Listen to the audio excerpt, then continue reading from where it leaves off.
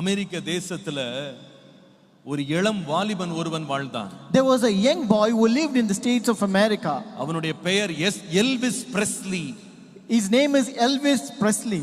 அவன் உலக புகழ் பெற்ற ஒரு இசை அமைப்பாளனாக, பாடகனாக, அவன் நடன கலைஞனாக அவன் மாறினான்.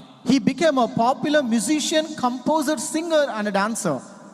அவன் அமெரிக்காவில் நம்பர் 1 என்ற நிலைக்கு அவன் வந்தான். And he rose up to the position of number 1 in America. அவனுக்கு கோடிக்கணக்கிலே ரசிகர்கள் இருந்தார்கள். And he had millions of fans for him. இந்த உலகத்துல அவன் வாங்கணும்னு நினைச்ச அத்தனையும் வாங்கிட்டான். And he also got whichever he desired to get in this world. பெரிய ஒரு மாளிகையில வாழ்ந்தான். He lived in a big palace. சொந்தமாக விமானமே வச்சிருந்தான். He had his own flight. இப்படிப்பட்ட வசதியோடு வாழ்ந்த இந்த Elvis Presley, this Elvis Presley who lived a comfortable life like this, ஒரு இளம் வாலிபனாக, இளைஞனாக அவன் ஒரு ஸ்டுடியோல, அப்போ அவனை பற்றி யாருக்குமே தெரியாது, அப்பதான் அவன் பாடல் பாட ஆரம்பிச்சான். கிட்டாரோட அவன் ஒரு ஸ்டுடியோல ரெக்கார்டிங்க்கு போனான். So when he was unpopular, not familiar to the people, he just started playing guitar in his studio. உள்ள போகும்போது எதேர்ச்சியாக ஒரு நியூஸ் பேப்பர் ரிப்போர்ட்டரை அவன் சந்தித்தான். So when he entered the studio, accidentally he met a newspaper reporter then. அப்போ அந்த news paper reporter இந்த சின்ன பையனை பார்த்துட்டு இவனை யாருன்னே தெரியல, அவனை பார்த்து அவன் பேரை கேட்டுக்கிட்டாரு. So this newspaper reporter does not know who is he. He was a small boy and he asked his name. இவன் நல்லா பாடுறான்றதை கண்டுபிடிச்சிட்டாரு. And he found out that he sings well. உடனே அவனை பார்த்து கேட்டாராம். And he asked him, எப்பா, நீ வருங்காலத்துல யாராக நீ மாற விரும்புகிறாய்? what do you want to become in the future? Elvis Presley கொஞ்சம் கூட யோசிக்காம சொன்னாராம். Elvis Presley, without even a doubt or thinking, he said, நான் பணக்காரனாக மாற விரும்புறேன்.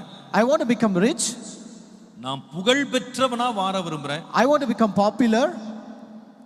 சந்தோஷமா வாழ விரும்புறேன். And I want to live a happy life.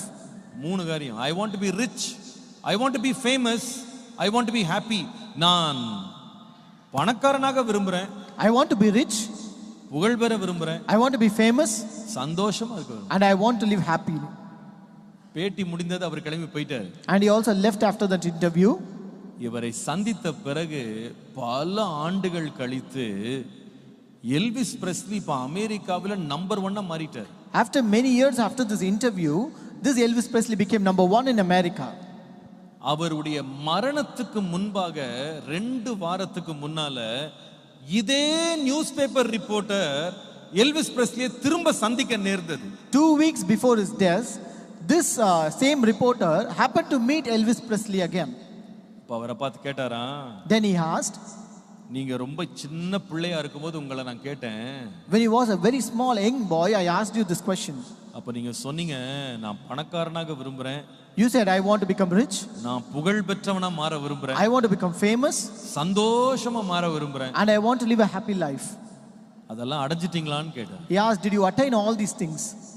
இத கேட்ட உடனே எல்விஸ் பிரெஸ்லி அப்படியே கொஞ்ச நேரம் அமைதி ஆயிட்டார். When he heard this, Elvis Presley remained calm for some time. அந்த பத்திரிக்கையாளரை பார்த்து சொன்னாராம். He said to the reporter, பணக்காரனா, இந்த உலகத்திலேயே பெரிய பணக்காரர்கள ஒருவனா நான் மாறிட்டேன். Rich, yes, I became one of the richest man in this world.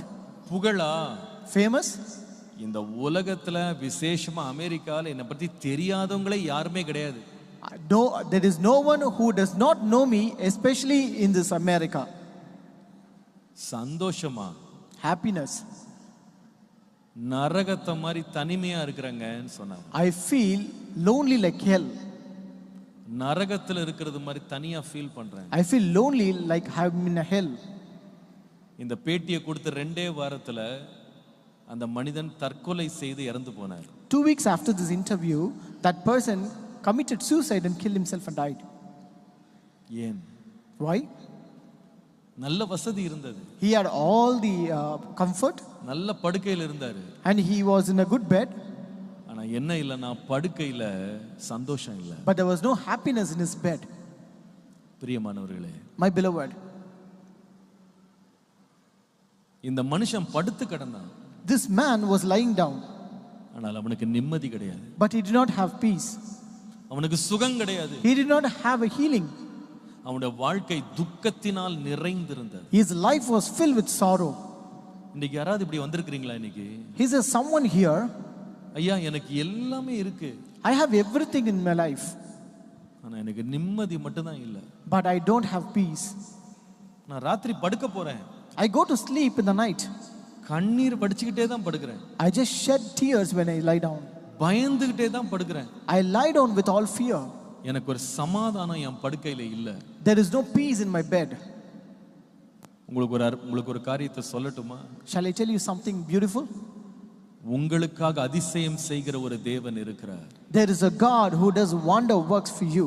இன்றைக்கு உங்க வாழ்க்கையில் ஒரு அற்புதத்தை செய்து உங்களை எழும்ப பண்ண அவர் வல்லவராய் இருக்கிறார். And he is able to do a miracle in your life today, and he is able to rise you up today. இன்றைக்கு உங்களுடைய வாயை திறந்து உள்ளத்தை திறந்து இயேசுவே எனக்கு உதவி செய்யும் என்று நீ கேட்பாயானால், if you open your mouth and open your heart and say, Jesus, help me, உன்னுடைய படுக்கையை மாற்றி உன் வியாதியின் மேல் உன் வேதனையின் மேல் அவர் அதிசயத்தை விளங்க பண்ண அவர் வல்லவராய் இருக்கிறார். he is able to manifest his wonder in your disease, in your bed of peacelessness.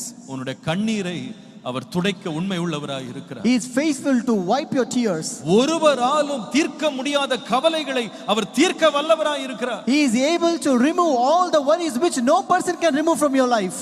அவர் சர்வ வல்லமை உள்ளவர். He is the almighty God. அவர் அதிசயங்களை காண பண்ணுகிறவர். And he is the one who makes us see wonders. இந்த மனிதனுடைய பல நாள் பிரச்சனை ஆண்டு ஒரே வார்த்தையினாலே தேவன் அவனை எழுப்பினார். And the Lord who raised up this person with one word who was in this problem. இன்றைக்கு அவர் உங்களுக்காய் செய்வார். And he will do the same thing today for you. அதிசயமானவர் ஆறுதல் தருகிறார்.